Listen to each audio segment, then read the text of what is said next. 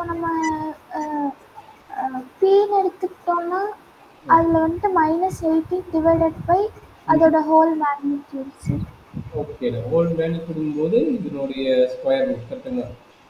ஆமாம் sir. -18 square plus 12 square plus of -4 square கரெக்டுங்களா? அதே idea 12 divided by root of -18 square 18 square plus 12 square plus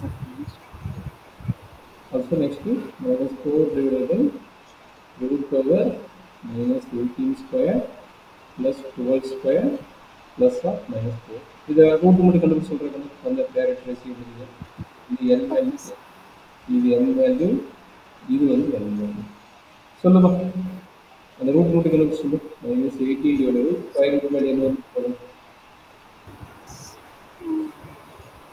sir √484 கிடைக்கும் sir. 484 ஓகேங்களா? over 484 any result 484 square root of value is 484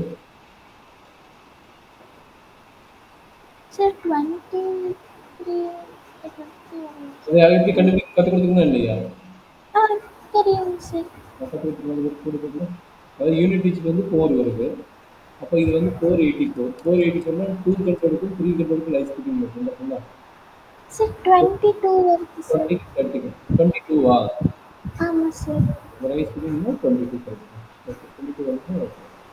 அப்போ n equal வருது -18 divided by 22 12 divided by 22 -4 divided by 22. அப்போ எல்லாமே 2 divide ஆகுது. அப்போ அதையும் கம்ப்ளீட் பண்ணிடுவோம். அப்போ என்னாச்சு -6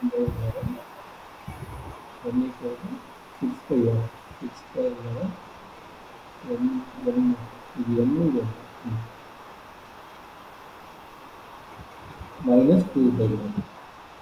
அவ்வளோதான். நார்மல் கால்குலேஷனில் ஃபஸ்ட்டு ட்ரீட் ஆகும்.